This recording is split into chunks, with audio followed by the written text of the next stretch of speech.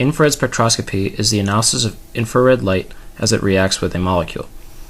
IR is widely used in lab environments to determine which functional groups are present in a molecule. The molecule being tested by IR can absorb, emit, or reflect light, and depending on the way a molecule vibrates, it can either be IR active or inactive.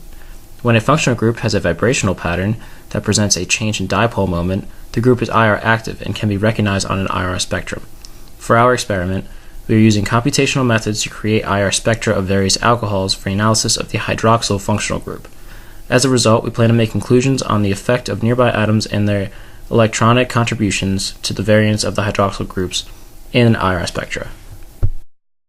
To see the effect of nearby atoms on the IR spectra of the hydroxyl group, we decided to test different types of alcohols. We use an increasing chain of alcohols as well as a branched and cyclic molecule. To determine the vibrational frequency in the IR spectrum, we used WebMO as our computational source, MOPAC as our computational engine, PM3 as the theory, a number of 1.006 as the scaling factor, DEF2 SVP as the basis set, and vibrational frequencies as the examination. IR spectroscopy gives us values for frequency and intensity. The frequency gives us information about the mass of the atoms and the force constant of the bonds vibrating, while the intensity tells us about the variance in dipole moment. Since the bond we are focusing on contains the same atoms with approximately the same force constant for all the molecules examined, we didn't expect to see much of a change in their frequency. They were right around 3,900 inverse centimeters for all the molecules. On the other hand, as we increased the length of the carbon chain connected to the hydroxyl group, we saw that the intensity also increased. Going from methanol to ethanol, the intensity increased from 0.1482 to 0.1820. This change is due to the effects of the additional carbon on the polarizability of the molecule. We see that this trend continues for each carbon that is added to the chain. Propanol, for example, has an intensity of 0.1924, and with the addition of another carbon, butanol has the intensity of 0.1933.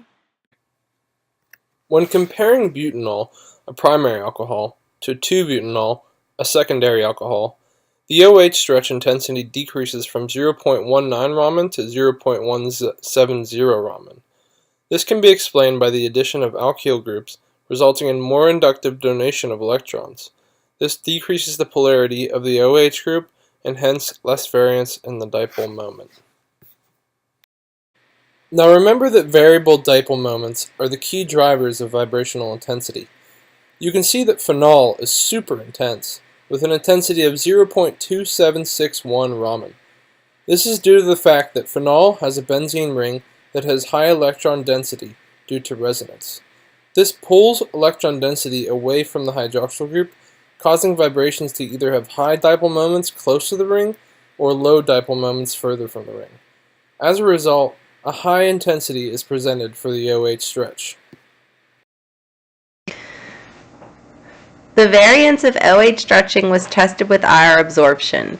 The molecule bonded to the hydroxyl group was a basis for our test. By using this technique, we were able to determine the effect of nearby molecules as well as substituents. For primary alcohols, increasing carbon count caused the OH stretching intensity to increase due to the increase in hydrogen bonding strength. As the hydroxyl group is accompanied by more electron donating substituents, the intensity decreases due to the decrease in dipole moment. The opposite was seen when the alcohol was located on the benzene ring. As the intensity increased due to the large electron withdrawal from the oxygen, increasing the dipole moment and allowing for stronger hydrogen bonding. Although an intensity varied between the molecules, the frequency of OH stretching remained relatively constant at 3,900 inverse centimeters.